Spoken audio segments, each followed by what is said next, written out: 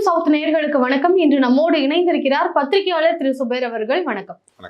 இன்றைக்கு நாம் தமிழர் கட்சியினுடைய தலைவராக இருக்கக்கூடிய சீமான் அவர்களும் அண்ணாமலை அவர்களும் ஒரே ஸ்டேஜை ஷேர் பண்ணியிருக்கிறாங்க. இது ஒரு பேசும் பொருளாக மாறி இருக்கு. ஏன்னா வெவ்வேறு ஐடியாலஜிஸை கொண்ட இரண்டு கட்சியினுடைய தலைவர்கள் ஒரே மேடையை ஷேர் பண்ணிக்கிறாங்க. ரெண்டு பேரும் வெவ்வேறு இல்லை அப்படின்றதையும் சொல்லிக்கிறாங்க. முதல்ல அவங்களுடைய கருத்துக்கள் என்ன பேசியிருக்கிறாங்க அப்படின்றத தாண்டி இந்த ஒரு நிகழ்வை நீங்க எப்படி பாக்குறீங்க சார்? இல்ல, சீமான் முதலில் அவருக்கு பேச்சுக்கான மேடை அமைத்து கொடுத்தது பெரியாரிய இயக்கங்கள் தான். முதல்ல கருப்பு சட்டையை போட்டு பெரியாரை புகழ்ந்து தான் பேசிட்டு இருந்தாரு. அதற்கு பிறகு சிவப்பு சட்டையை போட்டு கம்யூனிசம் பேசிட்டு இருந்தாரு. அதற்கு பிறகு நாம் தமிழர்ங்கிற ஒரு அமைப்பை ஆரம்பித்து தனித்தமிழ் தமிழர் நலன் அப்படிங்கிற விஷயங்கள் பேச ஆரம்பிச்சார். அப்புறம் கொஞ்ச நாள் கழிச்சு முப்பாட்டன் முருகன்கிற ரேஞ்சுக்கு மாறிட்டாரு. ஒவ்வொரு காலகட்டத்துக்கும் தன்னை மாற்றிக்கொண்டே இருப்பார். இப்ப கடைசியில சங்கி என்றால் சக நண்பன் அப்படிங்கிற ரேஞ்சுக்கு இன்னைக்கு வந்துட்டாரு. நாம் தமிழர்ல இருக்கக்கூடிய வெளியிலே இருக்கக்கூடிய அந்த தம்பியெல்லாம் ஒட்டுமொத்தமாக சொல்றது என்னன்னா, எங்களுடைய கட்சியை மொத்தமாக கொண்டு போய் அவர் பிஜேபி சங் பரிவார் கும்பட்டு அடமானம் வச்சுட்டாரு, எங்களையும் சேர்ந்து அடமானம் வச்சுட்டாரு, அதனால தான் நாங்கள் வெளியே வந்துட்டோம் அப்படின்னாரு. இவர் அந்த திசை நோக்கி போய் ரொம்ப வருஷம் ஆச்சு அப்படிங்கிறதுல எந்த சந்தேகமும் இல்லை. நேற்று கூட ஒரு பரபரப்பான செய்தி காலையிலேருந்து ஃபிளாஷ் நியூஸ்லாம் போயிட்டு இருந்துச்சு. நிர்மலா சீதாராமனை சீமான் சந்தித்தார் அப்படின்னு ஒரு மெயின் ஸ்ட்ரீம் எல்லாமே செய்திகள் போட்டாங்க. ஒரு 3 மணி நேரத்துக்கு பிறகு நான் சந்திக்கலைன்னு மறுத்திருந்தேன்.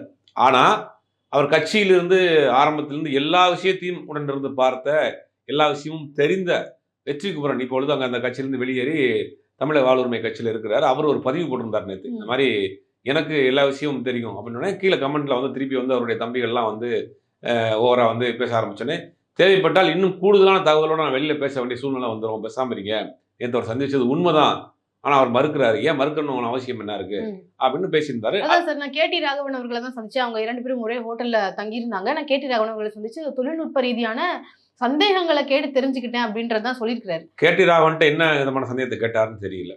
கேடி ராகவன்கிட்ட என்ன சந்தேகம் கேட்டாருன்னு அவர்கிட்ட தான் கேட்கணும். ஏன்னா கேடி ராகவன் ஆல்ரெடி ஆடியோ வீடியோ எல்லாம் மாட்டி ஒரு பெரிய பிரச்சனை எல்லாம் ஆச்சு. ஒரு அந்த மாதிரியான சந்தேகங்கள் எதுவும் மாட்டிக்கிறாம இருக்கிறதுக்காக கேட்ட ஐடியா கேட்க போனாரா என்னங்கிறதும் நமக்கு தெரியல. பட் கேடி ராகவன் முழுக்க முழுக்க நிர்மலா சீதாராமனுடைய நேரடி கட்டுப்பாட்டில் இருக்கிறது தான். அதாவது அதிகார மையமாக நிர்மலா சீதாராமனுடைய தமிழ்நாட்டினுடைய அதிகார மையமாக இருக்கிறவர் தான் கேடி ராகவன். இப்போ நீங்க ஒரு மத்திய அரசு சம்பந்தப்பட்ட விஷயங்கள், இல்லாடி ஒன்றிய நிதி சம்பந்தப்பட்ட விஷயங்கள்லாம் பார்க்குறப்ப நீங்க கேடி ராகவன் தான் அறிவிக்கப்படாத ஒரு தலைவராக தமிழ்நாட்டில் இருந்தார். அவரை சந்திக்க போனவர் தான். இவர் மூலியமா தான் அவர் சந்திச்சிருக்கலாம். இது சந்திச்சதை நான் உண்மைங்கிற மாதிரி வெற்றி குமரன் பதிவே போட்டிருக்கிறாரு. அது தேவைப்பட்டால் ஆதாரத்தோட பதிவு போடுறாங்கிறாரு. அப்ப அவருடைய இஷ்டம், அவருடைய கட்சி, அவர் அந்த கட்சியுடைய கூட்டணி வைக்கலாம், யாரையும் சந்திக்கலாம். ஆனா நீங்க போடுறது ரெட்டை விஷயம்ங்கிறது தான் பிரச்சனை. சீமான் தொடர்ந்து தன்னை வளர்த்துக்கிறதுக்காக மாறிக்கிட்டே இருக்கிறாரு. இன்னைக்கு பார்த்தா கூட இருந்த தம்பி தங்கை எல்லாம் போயிட்டாங்க, திறநிலை வர்றது நின்று போச்சு, சொகுசா வாழ்ந்து பழகிட்டாரு, வாழ்க்கையை வாழ்ந்தே ஆகணும், என்ன பண்றது? அதனால நேரடியாக அந்த அவருடைய கருத்து பேசிக்கிட்டு இருந்த அந்த கூட்டத்திலே போய் ஒரு ஐக்கியமாயிட்டாருங்கிறதான் பார்க்க வேண்டியதாக இருக்குது. அதனுடைய நீட்சியாக தான் இன்னைக்கு ஒரு தனியார் கல்லூரி, அந்த கல்லூரி நிர்வாகமே பாஜகவினுடைய கூட்டணியில் தான் இருக்குது. அந்த கல்லூரி நடத்தக்கூடிய ஒரு நிகழ்ச்சியில் பாஜகவினுடைய மாநில தலைவர் அண்ணாமலையும் இவரும் பேசியிருக்கிறாங்க. அவர் தேசியத்திலிருந்து நான் தமிழை பார்க்குறேன், தமிழ்லேருந்து தேசியத்தை பார்க்குறேன் அப்படிங்கிற மாதிரி. உப்பு போட்டு கருவாடு போட்டாங்களா, கருவாடு போட்டு உப்பு போட்டாங்களாங்கிற மாதிரி 2 பேரும் மாற்றி மாற்றி புகழ்ந்துகிட்டு பேசியிருக்கிறாங்க. அதில் நிறையா பேசியிருக்கிறாரு. நீங்க தமிழ் மொழியை கற்றுக்கணும், ஆங்கில மொழியை கற்று தமிழ் தான் முக்கியம் அப்படிங்கிற மாதிரி அதெல்லாம் பேசியிருக்கிறாரு. நீங்க மெடிசனவே தமிழ்ல படிக்கணும், இன்ஜினியரிங் தமிழ்ல படிக்கணும் அப்படின்றது இந்த விஷயம் தான் ரொம்ப ஆபத்தான விஷயமா பார்க்கப்படுது. இதைத்தான் மோடி அவர்களும் அமித்ஷா அவர்களும் நீங்க உங்க தாய்மொழியில படிங்க அப்படிங்கிறாங்க. தாய்மொழியை உலகத்திலேயே தாய்மொழிக்காக மிக நீண்ட போராட்டத்தை பண்ணியவர்கள் தமிழர்கள். இவர்களுக்கு தாய்மொழியை இங்க யாரும் வகுப்படுத்த வேண்டிய அவசியம் இல்லை. எதாவது எங்க படிக்கணும்னு ஒரு விஷயம் இருக்குல்ல. நீங்கள் ஆங்கில மெடிசனா ஆங்கிலத்தில் தான் படிக்கணும். ஆங்கில மெடிசனை நீங்கள் தமிழில் படிச்சுன்னா எப்படி அதை வெளிநாடுகளில் வேலை செய்ய முடியும்? பேசிக்காக ஒரு இதாக இருக்கா? எதை எங்கெங்க படிக்கணும்னு ஒரு இது இருக்குல்ல. தாய்மொழியில் நம்ம தமிழில் இருக்கக்கூடிய விஷயங்களை முழுவதுமாக படித்தாலே உலகத்தில் உள்ள அத்தனை விஷயம் நம்ம கற்றுக்கலாம். அவ்வளோ விஷயம் நம்ம தமிழ், திருக்குறளாக இருக்கட்டும், ஏகப்பட்ட விஷயமா இருக்கும். ஆனால் நீங்கள் ஒரு மெடிசனுங்கிற ஒரு ஆங்கில மருத்துவத்தை தமிழில் கற்றுக்கிட்டிங்கன்னா, இப்போ தலைவலி மாத்திரை தமிழில் எழுதுவீங்க, ஊசி போடுற மெடிசனை தமிழில் எழுதுவீங்க. இப்படி நீங்கள் தமிழ்நாட்டில் அதை செஞ்சுட்டு போயிடலாம். வெளிநாடுகளுக்கு வேலைக்கு போகிறீங்க, மேற்படிப்புக்கு போகிறீங்க, உங்களை வாழ்வாதாரத்தை விஸ்தரிச்சுக்கிறதுக்காக போகிறோம். ஆங்கிலம் தேவை. ஆங்கிலம் நமக்கு தொடர்பு மொழி. ஆனால் இப்படி ஆங்கிலத்தை ஒரு புறக்கணிக்கிற மாதிரியான விஷயத்த சொல்கிறாரு. ஆனால் அது ஒரு நாலேஜ் இல்லை, அது ஒரு டூல் தான் அப்படின்றதையும் பகிர்றாரு. ஸோ இந்த இடத்துல அவர் தமிழுடைய முக்கியத்துவத்தை பேசுகிறாருன்றதை நம்மளால் பார்க்க முடியுது. அதே மாதிரி அண்ணாமலை அவர்களை பொறுத்த வரைக்கும் ஹிந்தி படிக்கணும், மும்மொழி கொள்கை வந்து தமிழகத்துல கொண்டு வரணும் அப்படின்ற வெவ்வேறு அரசியல் பேசக்கூடியவர்களுக்கு எப்படி ஒத்துப்போகும்? இல்ல அந்த மேடையில ஒரு மாநில கட்சியின் தலைவரா இருக்கிறாரு. அவர் ஹிந்திக்கு எதிரா எப்படி பேசுவாரு? அவர் பேச முடியாது. அதனால அவருடைய கருத்து போற போக்குல பாரு, அவருடைய காலமே முடிஞ்சு போச்சு. ஆல்மோஸ்ட் இன்னும் ஒரு 10 நாளுக்குள்ள அவர் மாற்றப்படுவாரு. அதுக்கு அந்த போயிட்டு கடைசி காலகட்டத்துல இருக்கிறதால, ரொம்ப எனக்கு தெரிஞ்ச வந்து சாதாரணமான முட்டை முட்டை குடுக்காம, சாதாரணமான ஒரு முட்டை தான் குடுத்துட்டு போயிருக்காரு. இப்ப சீமானுடைய இந்த அரசியல் இத பார்த்தீங்கன்னா, முழுவதுமாக அவர் வந்து சங்கி சக தோழனா மாறிட்டாருங்கிறத தான் பார்க்க வேண்டியது இருக்கு. இவர் அந்த மேடையில அண்ணாமலையும் அவர் பேசுறது ஒரு பெருசா இல்ல. இந்த கட்சி ஆரம்பிச்சது குருமூர்த்தியால் ஆரம்பிக்கப்பட்ட கட்சி தான். தமிழ்நாட்டில் ஒரு திமுகவுக்கு எதிரான ஒரு வாக்குகளை பிரிப்பதற்காக தமிழ் தேசியம்ங்கிற பேர்ல இவரை உருவாக்கியவர்கள் தான். இந்த கட்சி உருவாக்கிய உடன் இருந்தவர்கள் முக்கியமான குருமூர்த்தி தான். அவருடைய ஃபண்ட்ல தான் இந்த கட்சி நடந்துட்டு இருந்துச்சு. இன்னைக்கு அவர்கள் வந்து கொஞ்சம் கொஞ்சமா வேற ஒரு தளத்தை நோக்கி நகர்ந்துட்டாங்க, கைவிடப்படுறாங்க. இவருடைய கூட்டுறக்க ஆட்கள்லாம் வெளியில் தம்பி எல்லாம் வெளியில போறாங்க, திரள் நிதி வர்றதில்ல. அப்படிங்கும்போது வழி இல்லாம முழுசா நனைஞ்ச பிறகு முக்காடு இருக்குங்கிற மாதிரி நேரடியாகவே இன்னைக்கு அந்த இதுல போய் இணைய ஆரம்பிச்சிருக்கிறாரு. இதெல்லாம் என்னன்னா அவருடைய அறியாமை தான் காட்டுது. பாவம் அவருக்கு வேற வழி இல்ல, வேற வழியே கிடையாது.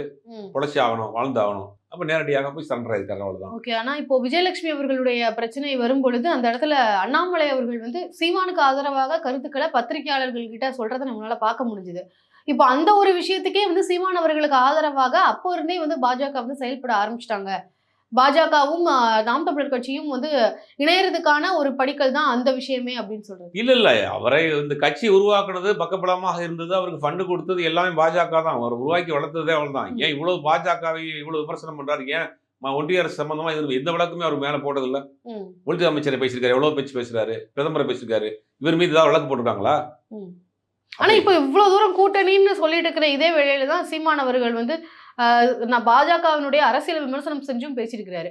அவங்களுடைய அரசியலே வந்து பாகிஸ்தான் தான், இஸ்லாமிய வெறுப்பு, மாட்டுக்கறி, இதை வச்சுதான் அவங்களுடைய அரசியல், ஜெய் ஸ்ரீராம்னு சொல்லிட்டு இருந்தாங்க. இப்போ அது முடிஞ்சிருச்சு, ஏன்னா ராமர் கோவில் கட்டினதுனால அது இல்லை, மற்றபடி அவங்க அரசியல் இதை மட்டும்தான் அப்படின்றதையும் சுட்டி காமிச்சுதான் பேசியிருக்கிறாரு.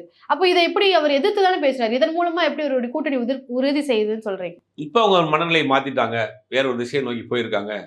ஐயா மோடி அவர்கள் வந்து தமிழுக்காக இன்னைக்கு வந்து உலகம் முழுக்க போய் பேசுறாரு. பாத்தீங்கன்னா அவர் தான் தமிழை உலகத்துக்கே கொண்டு போய் சேர்க்கிறாரு. திருவள்ளுவருக்கு சொல்லிவிட்டா திருவள்ளுவருக்கு முன்னாடியே தமிழை கொண்டு போய் சேர்த்தவர் மோடின்னு பேசுவார் போல. நீங்க அவர் பேசுற பேச்சுல அவர் பேசியிருக்காரு. தமிழுக்கு எவ்வளவு நீங்க ஒதுக்கியிருக்கீங்க, சமஸ்கிருதத்துக்கு எவ்வளவு ஒதுக்கியிருக்கீங்க, மத்திய அரசால் நடத்தப்படக்கூடிய கேந்திர வித்யா பள்ளிகள்ல ஒரு தமிழாசிரியரும் கிடையாது. நீங்க தமிழை வளர்க்குற லட்சணம் தான். இன்னைக்கு சீமான் பேசுறது. ஐயா மோடி அவர்கள் வந்து தமிழை வந்து உலகம் பூரா போய் சேர்க்கிறாரு, போற இடத்துல சேர்க்கிறாரு. ஒன்றிய அரசு தமிழுக்காக ஒதுக்கிய அமௌண்ட் வந்து 167 கோடி ரூபாய் தான். அதே இது சமஸ்கிருதத்துக்கு ஒதுக்கிய அமௌண்ட் 2200 கோடி ரூபாய்க்கு மேல. இதுதான் இவர்கள் தமிழை வளர்க்கிற லட்சணம். சமஸ்கிருதம் இங்க யார் பேசுறா? பேச்சு மொழி இருக்கா? பேசுறாங்க, கொஞ்சமா வேணா பேசுற 40,000 30,000 தான் ஒட்டுமொத்த இந்தியாவிலே பேசுறாங்கிற ஒரு கணக்கு இருக்கு. ஆனா பாரம்பரியமான தமிழுக்கு ஒதுக்கிய அமௌண்ட் வெறும் 167 கோடி ரூபாய். வெறும் 40,000 30,000 பேர் பேசக்கூடிய ஒரு மொழிக்கு ஒதுக்கிய அமௌண்ட் 2500 கோடி ரூபாய். இதுதான் இவர்கள் தமிழை வளர்க்கிற லட்சணம். அப்புறம் என்ன சொல்றாரு? நேரடியாக மத்திய அரசினுடைய கண்ட்ரோல் நடக்கக்கூடிய கேந்திரிய வித்யாலய பள்ளிகள்ல ஒரு தமிழாசிரியரும் கிடையாது. அதுக்கு ஒரு பிரச்சனை எல்லாம் வந்த பிறகு மும்மொழி வந்த பிறகு பேச ஆரம்பிச்ச பிறகு டெம்பரவரி போஸ்டிங்க்கு தமிழ் ஆசிரியர்கள் எடுக்கிறதுக்காக இப்ப வந்து கால் ஃபார் பண்ணிருக்காங்க. இதுதான் ஒரு தமிழ் வளர்க்கக்கூடிய லட்சணம். அப்ப நேரடியாக எடுத்தவனே போய் நம்ம வந்து எல்லா விதமான சித்தாந்தத்தையும் ஏத்துக்கிட்டு உடனே போயிட்டோம்னா மக்கள் வந்து சந்தேகமா கண்டுபிடிச்சு விடுவாங்கல்ல. அதனால கொஞ்சம் கொஞ்சமா போவோம். முதல்ல பிரதமர் புகழ்ந்து பேசுவோம், அப்புறம் வந்து தமிழுக்காக அவங்க நிறைய செய்யறாங்கன்னு பேசுவோம், அப்புறம் சங்கீனா நண்பன் பேசுவோம், அப்புறம் ரங்கராஜ் பாண்டே தான் வந்து இந்தியாவிலேயே மிகப்பெரிய ஒரு பொலிட்டிக்கல் ஸ்ட்ராட்டஜிஸ்ட் பேசுவோம், எச் ராஜா மிகப்பெரிய ஒரு அறிஞர்னு பேசுவோம், அப்புறம் கடைசியில் நம்மளே அங்க போயிருவோம். எடுத்தோடனே மொத்தமா போனா கூட இருக்க தம்பிகள் பயந்துட மாட்டாங்களா? ஆனா இப்ப சீமானவர்கள் இன்றைக்கு பேசும்போது கூட முதல்ல அம்மா அப்பாவுக்கு வந்து, அதாவது தமிழகத்துக்கு அம்மா அப்பாவுக்கு வந்து பிள்ளையா இருப்போம், அதுக்கப்புறம் அத்தை மாமாவுக்கு வந்து மருமகனா இருப்போம் அப்படின்னு இந்திய தேசியத்தை வந்து குறிப்பிடுறாரு. அப்படி அந்த விஷயத்த வந்து எப்படி புரிஞ்சுக்கிறது? இந்த பேச்செல்லாம் நல்லா வக்கடா தான் பேசுறாரு. ஆனா நீங்க வந்து மோடி தான் தமிழ் வளர்க்கிறாரு சொல்லி பாத்தீங்களா? அதை எப்படி நம்புறது? ஒன்றிய அரசு தான் தமிழ் வளர்க்குதுங்கிறாரு, அதை எப்படி நம்புறது? அப்போ வந்து என்னன்னா, நான் ஏற்கனவே சொன்ன மாதிரி தான், இது நேரடியாக பாஜகவோடு நேரடியாக போய் தொடர்ந்துட்டோம்னா அவர்களை வந்து யாரும் மக்கள் வந்து ஏற்றுக்கிற மாட்டாங்க. அப்போ கொஞ்சம் கொஞ்சமா ஸ்டெப் பை ஸ்டெப்பாக போவோம். முதல்ல இப்போ பிரைம் மினிஸ்டரை பேசுவோம், அப்புறம் உள்துறை அமைச்சரை பேசுவோம், அப்புறம் அண்ணாமலை தம்பின்னு பேசுவோம், எச்ராஜாவை பேசுவோம், அப்புறம் வரிசையாக ஒருத்தராக கொண்டு வந்துட்டு கடைசியில் வந்து பெருங்காயம் கடலில் கரைச்ச மாதிரி நானும் வந்து அந்த ஜோதியில் ஐக்கியமாயிருவோம் அப்படிங்கிற நிலைமை தான் போயிட்டு இருக்கிறாரு. அப்போ இவர் உள்ளே போயிட்டாரு, அது ஒவ்வொரு படியாக உள்ளே போய்கிட்டு இருக்காரு அப்படிங்கிறதா இவருடைய பேச்சுக்களை வச்சு தெரியுது. பட் அவரை சொல்லி குத்தம் கிடையாது. இன்னைக்கு வந்து சொகுசா ஒரு 2 லட்சம் ரூபா வீட்டில் குடியிருக்கிறாரு, பெருசாக சொகுசான வாழ்க்கை வாழ்ந்துட்டு இருக்கிறாரு, ஒரு அரசியல் பலத்தோடு வந்துட்டாரு, டெய்லி ஃப்ளைட்டில் பறந்துகிட்டு இருக்கிறாரு, ஒரு 5 ஸ்டார் ஹோட்டலில் தங்குறாரு, இந்த மாதிரி லக்ஸுரியான வாழ்க்கையை இன்னைக்கு வாழ ஆரம்பிச்சிட்டாரு. அதை அரசியல் பண்ணி ஆகணும். அவர் எடுத்துக்கொண்ட அரசியலுடைய காலம் முடிந்து விட்டது. அவர் கூட்டத்தில் கூட இருந்த ஆட்கள் வெளியில வந்துட்டாங்க. அவருக்கு வேற வழி இல்ல, பசிக்கும்ல, அதனால அதை நோக்கி போயிட்டு இருக்காரு. அது ஒவ்வொரு படியாக எடுத்து உள்ள போயிட்டு இருக்காரு. இன்னும் கொஞ்ச நாள்ல முழுவதுமாக காவியாக மாறி விடுவார். இப்போ அண்ணாமலை அவர்கள் வந்து பதவியில இருக்க போறது இல்லை அப்படின்ற ஒரு விஷயங்கள்லாம் இருந்தாலுமே வந்து இப்போ இந்த என்டிஏ கூட்டணி அப்படின்னு வரும்போது 8% வாக்குகளை வைத்திருக்கக்கூடிய நாம் தமிழர் கட்சி, 22% வச்சிருக்கக்கூடிய அதிமுக, 4.5% வச்சிருக்கக்கூடிய பாஜக, இவங்க இணையும் பொழுது இது ஒரு ஸ்ட்ராங்கான வலுவான கூட்டணியாக இந்தியா கூட்டணிக்கு எதிராக அமையும் அப்படின்ற ஒரு திட்டத்துல தான் வந்து பாஜக இந்த 2 கட்சிகளையும் கூட்டணி கலைக்கிறாங்க அப்படின்ற ஒரு விஷயம் இருக்கு. இதை நீங்க எப்படி இல்ல, பாக்கலாம்? இந்த 8% நாம் தமிழர் வச்சிருக்கு அப்படின்னா 8% எதுக்கு வாங்கினாரு?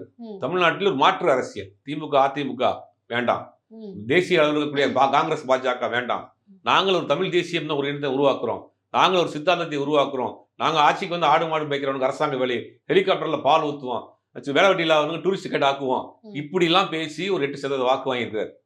பட் இதெல்லாம் மீறிட்டு திருப்பி நாங்கள் அதே இன்னொரு கூட்டணியில் போறப்ப அந்த 8% வாக்கு விழுகுமா? அதுவே ஒரு பெரிய கேள்விக்குறி. சரி, அதிமுக ஒரு வலுவான வாக்கு வங்கி வச்சிருக்கு அப்படின்னா அதிமுகவில் பெரும்பான்மையான தொண்டர்களுடைய மனநிலை வந்து அதிமுக பிஜேபியோடு கூட்டணி போகக்கூடாதுங்கிறதா அதிமுகவினுடைய அடிப்பண்ண தொண்டர்களுடைய பெரும்பாலானவர்களுடைய விருப்பம். மேல்மட்ட தலைவர்கள் தங்களுடைய வழக்குகளை காப்பாற்றிக்கிறது, அடிச்சு வச்சிருக்க சொத்துக்களை காப்பாற்றிக்கிறதுக்காக வேற வழி இல்லாம மிரட்டப்பட்டு அங்க போய் சேர்ந்திருக்காங்க. அப்படி அதிமுக வந்து பிஜேபியோட கூட்டணி சேர்றப்ப அதிமுகவில் ஒரு மிகப்பெரிய ஒரு பிளவு அதிமுகவில் ஏற்படும். அப்ப எப்படி அதை கணிசமான நீங்க சொல்லக்கூடிய 20% மேல ஒரு வாக்குகள் விடுவோம். இப்ப இதெல்லாமே ஒரு வேறு வேறு தளத்தில் இயங்கக்கூடிய கட்சிகள், ஆனா வேறு வேறு சித்தாந்தத்தில் இயங்கக்கூடிய கட்சிகள். பாஜக என்கிற ஒரு சித்தாந்தத்தோடு போய் சேர்ந்தாங்கன்னா இவர்கள் எல்லாமே அடிபட்டு போயிடுவாங்க.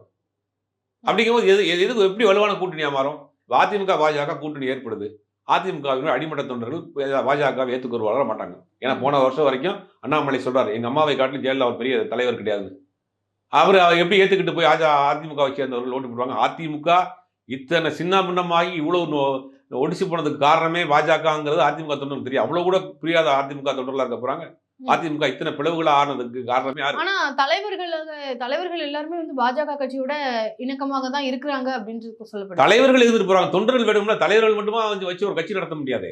அதிமுக பாஜக கூட்டணி ஏற்பட்டா அதிமுக ஒரு மிகப்பெரிய பிளவு ஏற்படும், வாக்கு வங்கி மிகப்பெரிய சரிவு ஏற்படும். அப்போ அந்த பாஜகவினுடைய இந்த ஒரு திட்டம், கூட்டணி திட்டம் வந்து செயல்படாது, மிகப்பெரிய ஒரு தோல்விகரமான திட்டம். அப்படியே அவங்க சேர்ந்து போனா திமுகவினுடைய வெற்றி வாய்ப்பு மிக மிக எளிது. 200 தொகுதிக்கு மேல திமுக அசால்ட்டாக ஜெயிக்கும்.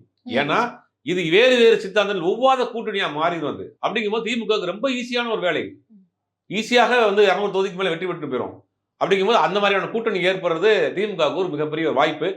ஆனா அதை செய்வார்களா அப்படிங்கிறது ஒரு மிகப்பெரிய ஒரு கேள்விக்குறி. ஏன்னா ஏறக்குறைய வரக்கூடிய அந்த தகவல்கள், நடக்கக்கூடிய சம்பவங்கள்லாம் வச்சு பார்க்குறப்ப அதை நோக்கி தான் அவங்க போய்கிட்டு இருக்காங்கிறது ஓரளவுக்கு கெஸ் பண்ண முடியுது.